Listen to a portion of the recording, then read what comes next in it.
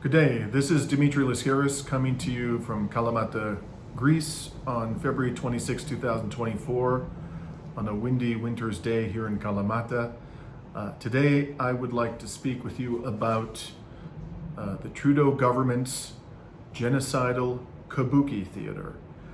What is a Kabuki theater, you might be asking? Well, it's a classical form of Japanese theater mixing dramatic performance with traditional dance, and it is known for its heavily stylized performances, its glamorous, highly decorated costumes, and for the elaborate makeup worn by some of its performers. And I hope that by the end of this presentation you'll understand why I regard this as an appropriate metaphor for the Trudeau government's approach to Israel's genocidal war on Gaza. Now, I maintain that Canada's policies towards Israel and Palestine bear all the hallmarks of a Kabuki theater. Now, there are many acts in this elaborate spectacle, but today I'm going to focus on three of them. In Act 1, Canada plays the role of a supporter of a two-state solution. In Act 2, Canada plays the role of an ethical exporter of military equipment. And in Act 3, Canada plays the role of a caring provider of humanitarian aid to Palestinians. All these roles, for reasons I'll try to explain, are nothing but a stylized and elaborate and glamorous spectacle. In other words, they bear the hallmarks of a Kabuki theater. Act 1, Canada's government supports the two-state solution. Let's review the history of this matter. On November 29, 1947, the UN General Assembly adopted Resolution 181 recommending the partition of Palestine into Jewish and Arab states, along with an international zone encompassing Jerusalem and Bethlehem.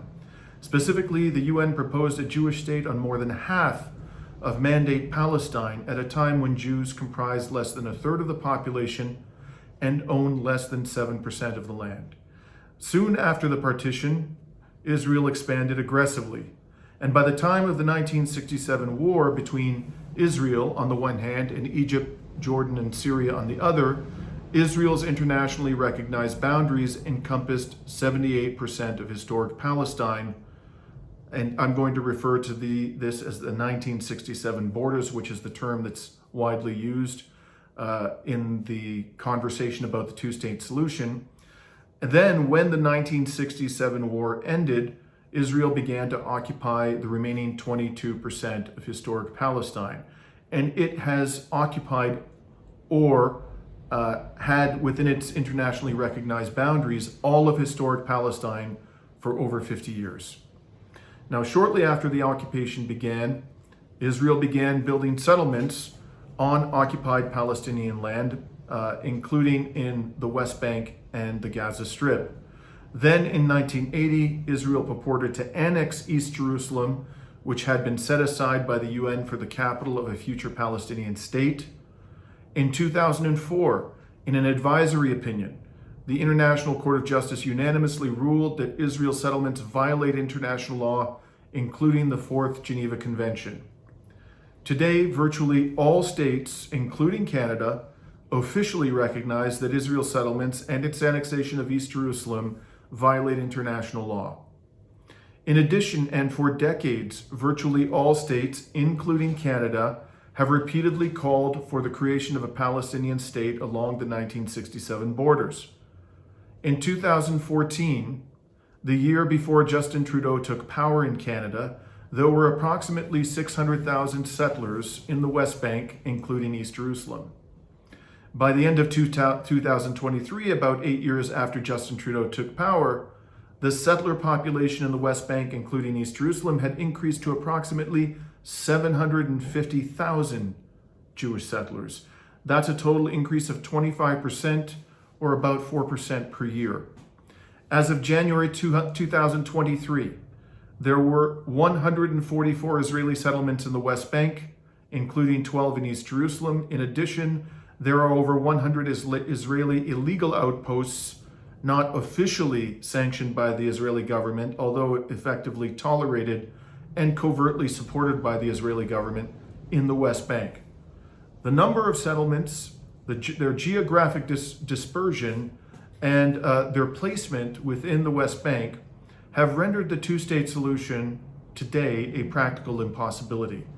And for the two-state solution to be implemented along the 1967 borders, Israel's government would have to implement a massive evacuation of hundreds of thousands of Jewish settlers to Israel's internationally recognized territory. These settlers, as has been amply documented by human rights organizations and on social media, are fanatically committed to remaining in the West Bank, and many of them are heavily armed. Evacuating fanatical armed settlers would be an immense challenge for a government that had the political will to attempt such a thing. But the whole of Israel's ruling class has absolutely no political will, by all indications, to attempt an evacuation of the Jewish settler population from the West Bank. On the contrary, today, Israel's ruling elite is fully aligned with the settler project, and I'll have more to say about that shortly. It's therefore no exaggeration to say that the two-state solution has today become the two-state delusion. It's critical to understand that a Palestinian state along the 1967 borders would be an amazing deal for Israel and a very poor deal for the Palestinian people. Today, Palestinians constitute a slight majority of the population in the historical territory of Palestine, and there is therefore no conceivable justification for confining them to 22% of the land in their own homeland. Nonetheless, Israel has never offered to Palestinians a state along the 1967 borders, and the claim that is made repeatedly that Israel has made reasonable offers of statehood to Palestinians is simply a bald-faced lie. So, for one thing, there's never been an offer put on the table by Israel which encompassed the evacuation of the settlements from the territory that was reserved for the Palestinian state along the 1967 borders. Their offers always included the maintenance of large Jewish settlements within the proposed state of Palestine, which would have effectively rendered that state non-viable and non-sovereign. In addition, the Israeli side has always taken the position, to my knowledge, that the Palestinians in their so-called state would not have the right to maintain a military. Now, what state do you know of today, truly sovereign state, that has been precluded by its adversaries from having its own military? Every state on planet Earth has maintained a right to maintain its own military. It's also maintained a right to control its own borders, and that's something else that the Israeli side has never been willing to cede to the Palestinian people. So no state that is free of Israeli settlement, so-called state, I should say, no so-called state that has the right to maintain its own military, just as Israel maintains one of the most powerful militaries in the Middle East, which includes a nuclear weapons arsenal, and no state or so-called state that would allow the Palestinian people to maintain control over their own borders. That's not a state at all, my friends. That is nothing but a fiction and a ruse. So we stand here today in a situation more than 50 years after the occupation of the West Bank, including East Jerusalem, began, where the Palestinians have never, ever been offered a viable sovereign state, as we conventionally understand a sovereign state to be. Now, how has the Trudeau government dealt with this injustice? Not only has the Trudeau government done nothing to stop Israel's settlement expansion, it has deepened relations with Israel even as Israel expanded its settlements. In effect, Canada's government has rewarded Israel for its criminality. In May 2019, the Trudeau government, quote unquote, modernized the Canada-Israel Free Trade Agreement. It stated that one objective of this so-called modernization was to increase trade between Canada and Israel. Even worse, it effected this so-called modernization of the Canada-Israel Free Trade Agreement within a few weeks of an Israeli sniper shooting a Canadian-Palestinian doctor in Gaza, Tarek Lubani, at a time when he was tending to wounded civilians who had been fired upon by Israeli forces in the Great March of Return.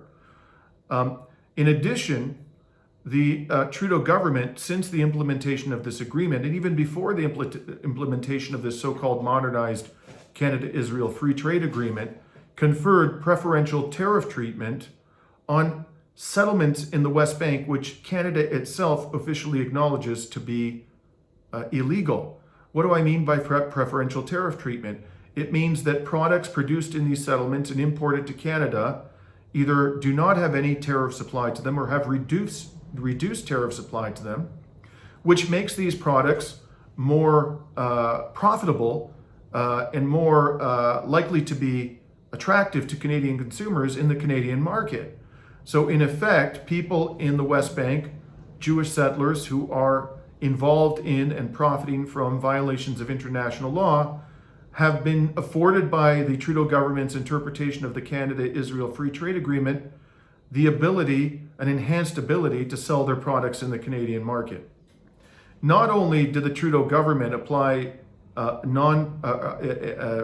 preferential tariff treatment to products produced in Israel's illegal settlements, but in addition, the Trudeau government has allowed those products to bear product of Israel labels when they are sold in the Canadian market. And this is a subject to which I have devoted a great deal of time in my capacity as a lawyer. In 2017, 2018, I should say, about 6 years ago, on behalf of a friend of mine and a wonderful Palestinian solidarity activist by the name of David Kattenberg, who's a member of the Winnipeg Jewish community, we litigated a case in Canada's federal courts challenging the government's decision to allow product of Israel labels on these settlement products. And we won at the trial division before a justice by the name of McTavish, who had been the chair of the Canada Human Rights Tribunal for years before becoming a member of the bench.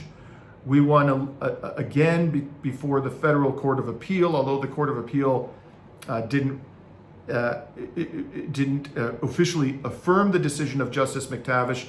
They challenged the reasoning that had been given by the Canadian Food Inspection Agency for allowing these product of Israel labels to be put on these settlement products, and obliged the Canadian Food Inspection Agency to come back to the complainant, my client, with a suitable explanation. And to this very day, the issue remains unresolved. At every step of the way, the Trudeau government has challenged us and resisted the position of my client, which is completely consistent with international law, that these products coming out of these Israeli settlements in the West Bank should not bear product of Israel labels, but because in fact they have not been produced within the internationally recognized boundaries of Israel. Now, that's the position. This is how the Canadian government has actually behaved when it comes to the question of the legality of Israel's settlements, notwithstanding its lofty rhetoric and official acknowledgement that settlements violate international law. Now, before Israel's genocide began in Gaza and the West Bank in October of last year, Justin Trudeau rarely spoke about the two-state solution. To be fair to him, when he did, he at least pretended to be a supporter of the two-state solution, but generally they spoke little about it, he and his ministers. Now, in Israel's genocide in Gaza has changed the political terrain dramatically for obvious reasons. Now Trudeau and his ministers have been forced to address the two-state solution repeatedly. This has become a major political challenge for the Prime Minister and his ministers because Israel's government no longer pretends that it is interested in negotiating a two-state solution with Palestinians. In response to the intransigence of the Netanyahu regime, Trudeau's government has engaged in Kabuki theater. On January 18, 2024, the CBC's Evan Dyer reported in an article entitled "Trudeau Pushes Back After Netanyahu Again Rejects the Two-State Solution" as follows.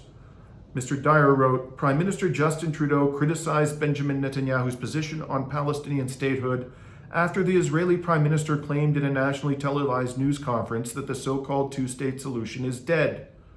I was not surprised to hear Prime Minister Netanyahu share that. That has long been his position," Trudeau said. I'm just pausing here.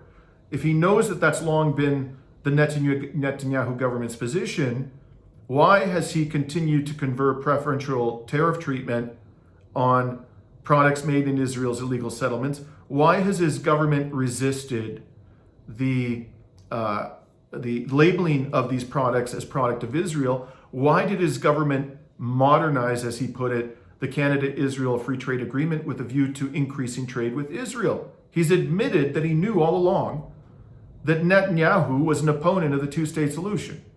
And instead of sanctioning Netanyahu's government and those who are involved in this illegal settlement enterprise, Justin Trudeau's government quite consciously and publicly deepened Canada's economic relations with Israel.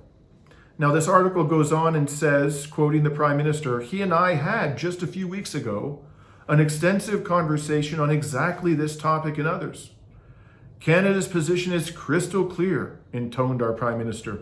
We believe the only way forward for the region, indeed the only way forward for a safe and secure Israel, is to have a Palestinian state that is also safe and secure with internationally recognized borders. We believe in a two-state solution. Now, what was Netanyahu's response to Trudeau's so-called pushback?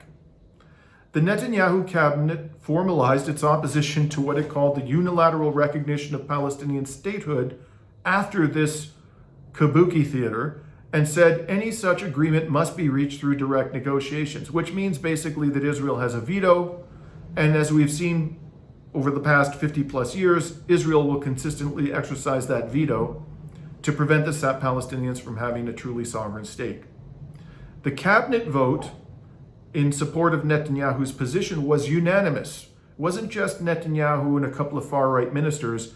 Everybody in the cabinet supported the rejection of a two-state solution.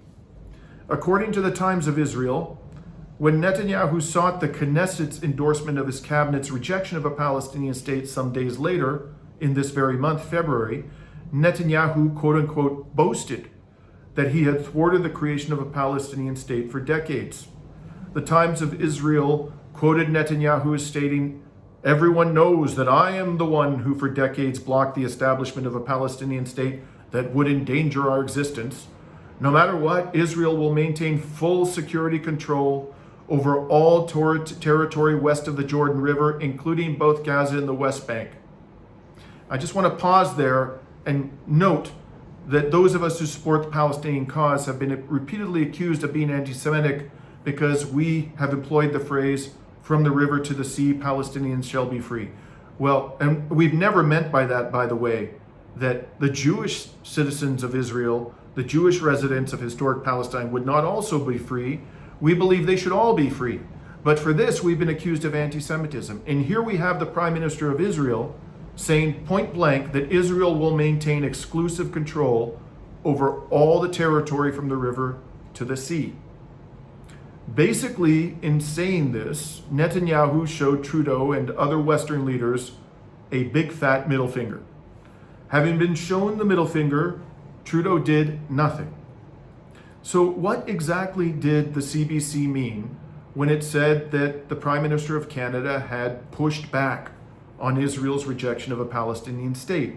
If your supposed ally shows you the middle finger when you ask it nicely to respect international law, and you've shown it decades of indulgence, and if you consistently do nothing in response to the middle finger being shown to you by your supposed ally, you're not pushing back at all.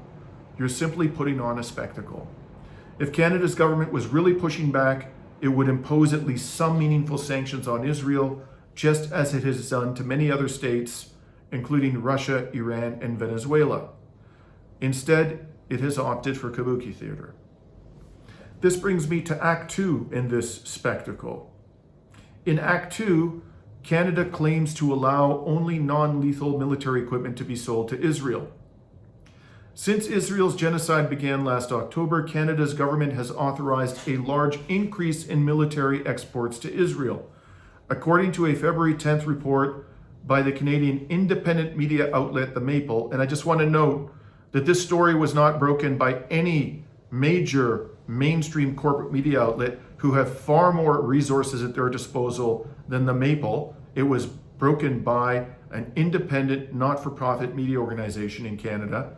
According to the Maple on February 10th, the Trudeau government authorized at least 28.5 million of new permits for military exports to Israel during the first 2 months of the state's brutal war on Gaza. This is according to data provided to the Maple by Global Affairs Canada.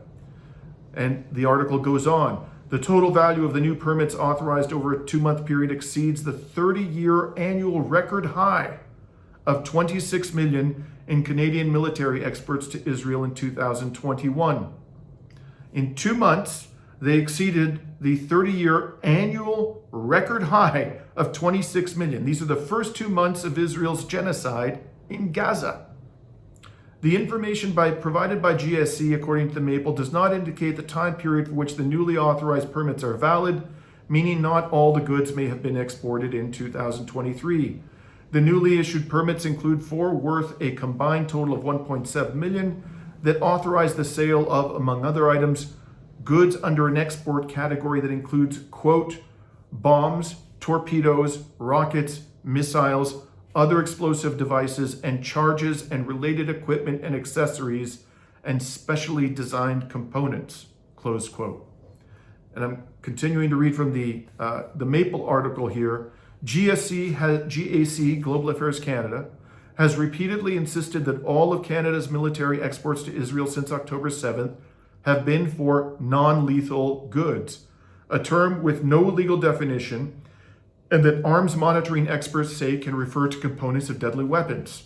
During the first 2 months of Israel's war on Gaza, GAC issued permits worth a total of 18.4 million that covered military items categorized as electronic equipment. A further 9.2 million worth of permits included aircraft, lighter-than-air vehicles, unmanned aerial vehicles, aero engines, and aircraft equipment, related equipment, and components. The permits appear to have been authorized quickly, said the Maple, with one processed within 4 days of the application being submitted. In a 2022 report on military exports, GAC said that its target processing time was 10 days for low-risk destinations and 40 days for other destinations. Israel was not listed as a low-risk destination in GSC's most recent military exports report. Let's just pause there, okay? By any rational measure, this is a high-risk destination. But even according to the standards of low-risk destinations, this was an extraordinarily rapid approval. 10 days is the target processing time for low-risk destinations, and this was issued within 4 days after Israel had commenced a brazen genocide in Gaza. Now, the Maple continues, as previously reported, Canada's export categories provide only broad strokes about the kinds of goods being exported and offer little information about the exact nature of the products. GAC also did not respond to additional questions and comments and requests for comment about the newly authorized permits, including whether it had revoked any of the permits since December by publication time. Canada is a signatory to the Arms Trade Treaty, which is enshrined in the Export and Import Permits Act of Canada. Under that act, the Minister of Foreign Affairs must deny exports and brokering permit applications for military goods and technology if there is a substantial risk that the items would undermine peace and security or could be used to commit or facilitate serious violations of international humanitarian and human rights law, or serious acts of gender-based violence or serious acts of violence against women and children. My friends, there is no question based on the public record, based on the evidence publicly available in October of last year, that a substantial risk of all of those things existed in Gaza and in the West Bank. And yet Canada's government expedited the approval of permits for the export of military equipment from Canada to Israel.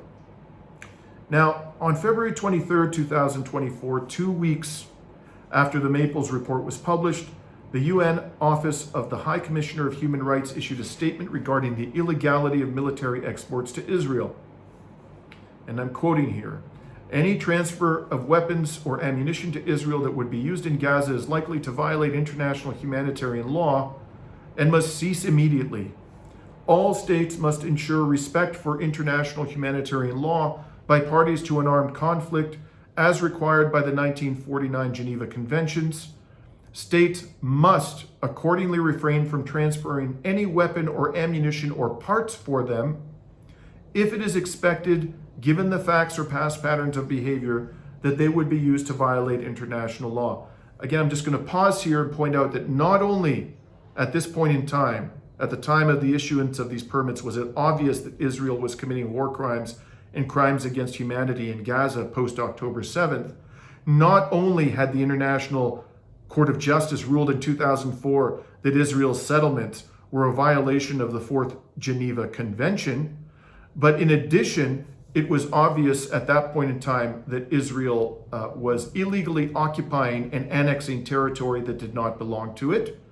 And it was clear, based upon reports issued by Amnesty International, Human Rights Watch, the Israeli human rights organizations B'Tselem and Yesh Din, that Israel was committing the crime of apartheid against Palestinians, the second worst crime against humanity, only surpassed in severity by the crime of genocide.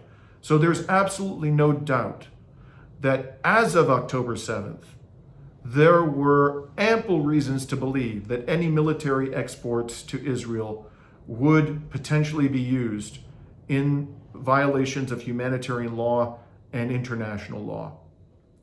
And the UN experts continued and said, the experts welcomed the decision of a Dutch appeals court on February 12, 2024, ordering the Netherlands to halt the export of F-35 fighter jet parts to Israel. The court found that there was a clear risk that the parts would be used to commit or facilitate serious violations of international humanitarian law. The UN experts also welcomed the suspension of arms transfers to Israel by Belgium, Italy, Spain, the Netherlands, and the Japanese company Itochu Corporation. The European Union also recently discouraged arms exports to Israel. And they go on and say in this UN press release, the experts urged other states to immediately halt arms transfers to Israel, including export licenses and military aid. The United States and Germany are by far the largest arms exporters, and shipments have increased since October 7th, 2023. Other military exporters include France, the United Kingdom, Canada, and Australia. Quote, state officials involved in arms exports may be individually criminally liable for aiding and abetting any war crimes, crimes against humanity, or acts of genocide, the experts said. All states under the principle of universal jurisdiction and the International Criminal Court may be able to investigate and prosecute such crimes. Now, what has the Trudeau government done in response to the pressure to end military exports to Israel? Well, of course, it has engaged in yet more Kabuki theater.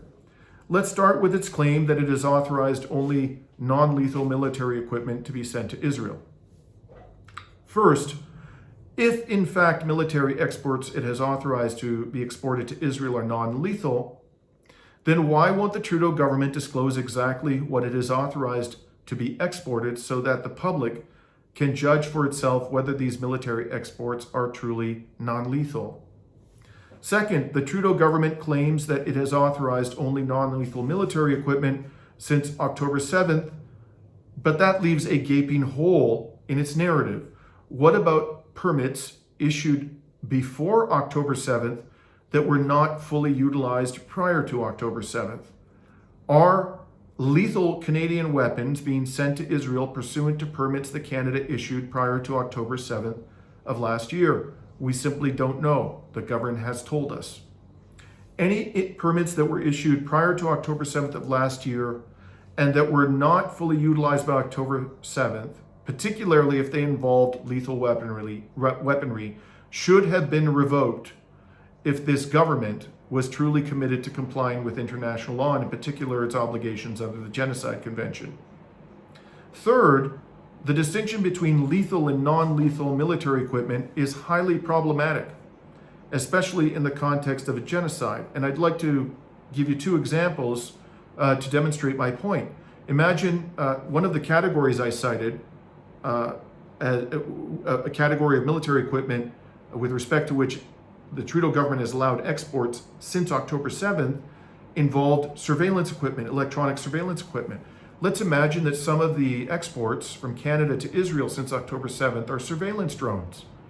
And those drones are being used to identify targets in Gaza, including civilian targets, civilians themselves or civilian infrastructure. And then the Israeli military is using the information gathered through these drones to kill people in violation of international law, innocent civilians, or destroy civilian infrastructure in violation of international law. Now, the Trudeau government could be taking the position we just don't know. Because those drones themselves don't kill people, they're non-lethal. However, if they in fact are providing information in so-called intelligence to the Israeli military that is enabling the military to kill civilians more effectively, clearly the Trudeau government is violating its obligations under the Genocide Convention and international law. But again, because they're not telling us what this equipment is, and they're not telling us what they mean by non-lethal, we just don't know. Another example, perhaps less obvious, is let's imagine that Canada's government is allowing the export of flak jackets or combat helmets to the Israeli military. Well, these items are not arguably in and of themselves lethal unless you continuously bash somebody over the head with them.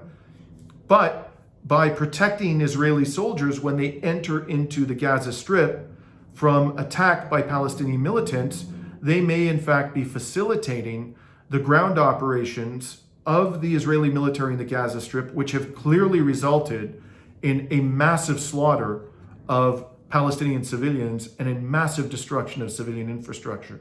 So again, even though those items arguably are not in and of themselves non-lethal or lethal, they are potentially facilitating criminal activities by the Israeli military in the occupied Gaza Strip.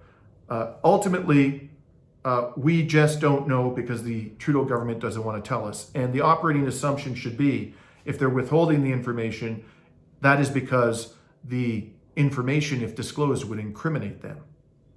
Now, amidst the controversy ignited by the Maples' very important revelations, a striking report appeared in the National Post on February 22nd. And as I've written many times on my website, DimitriLascaris.org, the National Post is notoriously pro-Israel.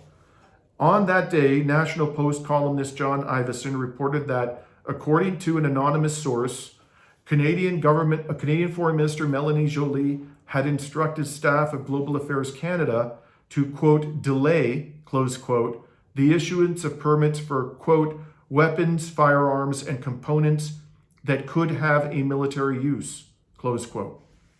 In response to an inquiry from Ivison, Global Affairs Canada refused to comment on whether the source's claim was true. Ivison's report raises a host of questions. First, what did Ivison's source mean by delay? Delay until when? Delay for how long? We simply don't know.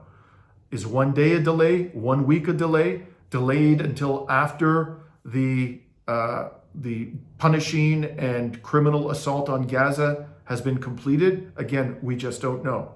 Second, why wouldn't Joly issue instructions not for the delay, but for the termination of permits for the export of military equipment to Israel? Why wouldn't she officially and unambiguously impose an arms embargo on Israel? Why only an unconfirmed instruction to quote-unquote delay the issuance of these permits? Third, why didn't GAC confirm or deny the source's claims? Fourth, why did the source insist on anonymity? We don't know the answers to any of these questions. Now, one possibility is that the source went to the National Post with the consent of Minister Joly or somebody higher up in the Trudeau government. Perhaps the Trudeau government is launching a trial balloon to see how the public reacts to the possibility of an arms embargo being imposed on Israel by Canada's government before Canada's government actually decides whether or not to do it. Another less innocent explanation is that this leak was a deliberate deception by the Trudeau government that was designed to placate the 41% of Canadians, that's what a recent Angus Reid poll showed, who believe with complete justification that Israel is committing genocide. That poll undoubtedly left no doubt in the minds of higher ups in the Liberal Party that the Liberal Party's support for Israel is a major, major public relations challenge, to put it mildly. Now, on February 23rd, I don't know which of these possibilities accounts for the Ivison report. Maybe there's some other explanation for it. But what we do know is that on February 23rd, the day after Ivison's report appeared, Alex Kosh of the Maple tweeted that Global Affairs Canada had confirmed to him that, quote, "Our policy on export permits has not changed. In recent years, the government has not received and therefore not approved any export permits for weapons to Israel. The permits issued since October 7th, and in fact, all permits that are currently open are not for non-lethal equipment." Among other things, this statement, very carefully and craftily worded statement, makes clear, because the government stressed that it had not received any export permit requests since October 7th. It doesn't want to go out on a limb and say that it's actually stopped issuing export permits for military equipment to Israel. But whatever its motivation may have been for this craftily worded statement, two key questions remain unanswered, and I've already talked about them. The first one is, what does the Trudeau government mean by non-lethal military equipment? And second, since October 7th, has any lethal Canadian military equipment been sent to Israel pursuant to permits that were issued prior to October 7th? And by failing to answer these key questions, the Trudeau government has given us Act 2 in its Kabuki theater. This brings me to the third and final act that I want to talk about today, and that is the assumption by Canada of the role that it is a generous provider of humanitarian aid to the people of Gaza. On January 26th, the International Court of Justice rendered a decision in the genocide case brought by South Africa against Israel. The decision was by a 15-2 margin. Every single Western judge, including the US judge, the German judge, the French judge, and the Australian judge, all determined that it was plausible that Israel was violating the Genocide Convention. No judge from a Western country disagreed with that conclusion, which is, I would say, a damning indictment of Israel, to put it mildly.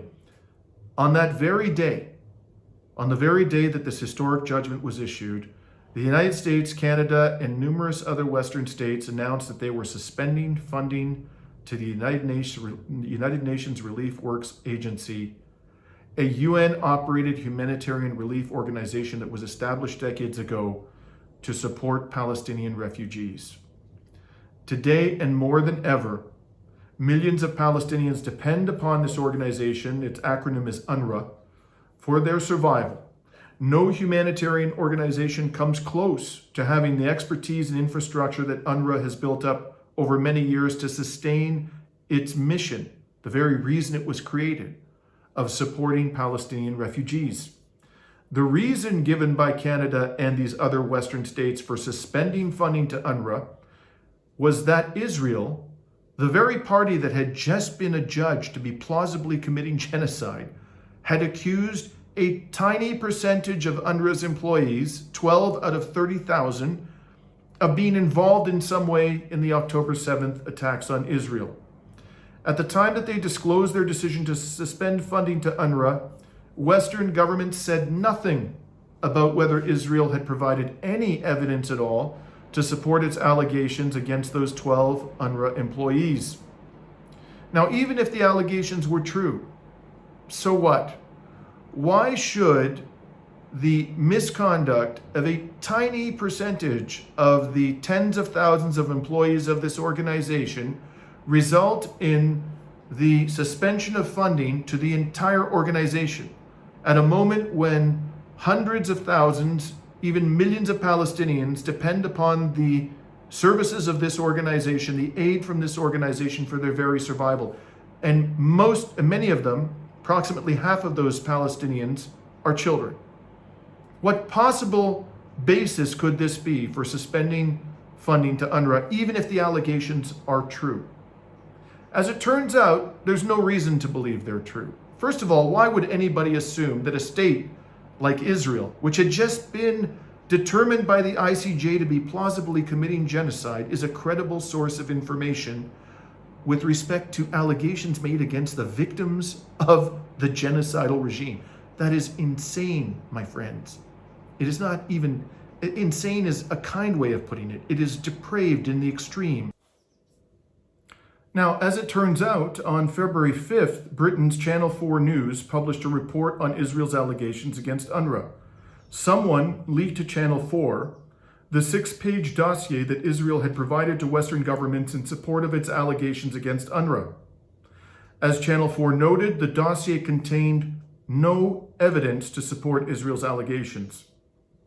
Then, on February 21st, the Wall Street Journal reported that a U.S. intelligence report had found that Israel's claims could not be independently verified and that U.S. intelligence had, quote-unquote, low confidence that UNRWA staff took part in the violence in southern Israel on October 7th. You can imagine just how poor the confidence level has to be for U.S. intelligence to say to the American press that it has low confidence in Israel's allegations against UNRWA. And as an aside, one wonders whether U.S. intelligence officials would have said anything about the absence of evidence if Channel 4 News had not broken the story a few days earlier. Would we even know what its views about the evidence were? While all this was happening, Trudeau dispatched his international development minister Ahmed Hussein to Egypt and Jordan. Hussein arrived at the Egypt-Gaza border just before the Wall Street Journal's report was published. And what fortuitous timing that he shows up, he just happens to be in Egypt at the border between Egypt and Gaza when the Wall Street Journal issues this report. Now, given the level of intelligence sharing between Canada and the United States, I suggest to you that it seems likely that the Trudeau government knew about the U.S. intelligence assessment of low confidence before it dispatched Minister Hussein to the Middle East. Whatever the truth may be about that, the question remains, what did Minister Hussein accomplish during his 4-day trip to the Middle East? Other than engaging in Kabuki theater, he accomplished nothing. First, he stood on the Egyptian side of the Gaza border, looking earnest and compassionate. Then he tweeted that Canadian aid was, quote-unquote, on its way to Gaza, but without explaining whether any of that aid had actually entered Gaza, nor did he explain what aid was, quote-unquote, on its way to Gaza, or whether effective measures had been taken to protect the aid from Israeli attacks, which is particularly important because it has been documented since October 7th that Israeli forces have repeatedly attacked aid convoys and have killed Palestinian policemen who were guarding those aid convoys because there's near chaos in the Gaza Strip due to the mass starvation that Israel has inflicted upon the population. So there's no disclosure by Hussein whether, if this stuff has actually gotten into Gaza, it is being protected from Israeli attacks. After he tweeted that the aid was, quote unquote, on its way to Gaza, he shot a 1-minute video, Minister Hussein, of himself standing beside aid packages with Canadian flags emblazoned on them. Of course, this was not from the Gaza side of the border. This was from the Egyptian side of the border where he was safe, unlike the Palestinians who are being terrorized by Israel on the other side of the border. And in that video, while he professed to have deep concern for the suffering of Palestinians on the other side of the border, he did not once mention Israel, the state that is causing their suffering. And then finally, on February 22nd, at the conclusion of his 4-day trip to Egypt and Jordan, Hussein put out a statement summarizing what he had done during his trip to the region. The statement made clear to any objective observer that Hussein's trip, all paid for by Canadians, accomplished nothing. Hussein, quote, reaffirmed, close quote, Canada's insignificant, quote, support to vulnerable civilians, close quote. Hussein, quote, reiterated, closed quote, Canada's fake, quote, calls for compliance with international humanitarian law, closed quote. Hussein, quote, underscored, close quote, Canada's insincere, quote, calls for a humanitarian ceasefire in order to protect civilians and to allow for far more assistance to reach Gazans, close quote. My friends, reaffirming, reiterating, and underscoring don't amount to a hill of beans. They will have absolutely no impact. These verbal gestures, which aren't backed up by any meaningful concrete sanctions on Israel, will have absolutely no positive impact on the unimaginable suffering of the Palestinian people in Gaza. Basically, Canadians funded Hussein's trip so that the Trudeau government could put on a show in countries whose ruling Western-backed regimes are collaborating with Israel's genocide in occupied Palestine. The obvious goal of this pathetic spectacle was to persuade Canadians that Trudeau's government really, truly, honestly cares about the victims of Israel's genocidal regime. But the truth, the obvious, terrible truth, one that all Canadians of conscience must come to terms with, is that the Trudeau government could not care less about the victims of Israel. If it actually cared about them, it would impose severe sanctions on Israel, just as it has done to numerous other states, including Russia, including Iran, including Venezuela, including North Korea, and on, but it has not imposed a single sanction, not even symbolic sanctions, upon any of the perpetrators in Israel of these heinous crimes. If it truly cared about the Palestinian people, not only would it immediately restore robust funding to UNRWA, and in fact more funding to UNRWA than Canada has ever committed, because the needs of the Palestinian people today are greater than they have ever been, but Canada would not have suspended funding to UNRWA to begin with. That's what Canada would have done if it truly cared. In effect, my friends, we are being treated to a massive Canadian publicly funded Kabuki theater, and it's a disgrace. And I hope that you'll join me in calling out the Canadian government in this pathetic spectacle. And before I sign off, I just want to let you all know I'm going to be heading to the Middle East in a few days. I'll be spending the month of March there. At this time, my itinerary is still being worked upon, but I hope to visit the regions, the countries and the areas from the Middle East which are most implicated in the burgeoning crisis there, and the ones from which we see the least on the ground reporting from the Canadian media. And I look forward to speaking with you all again. Thank you. Dimitri Lascaris signing off from Kalamata, Greece on February 26, 2024.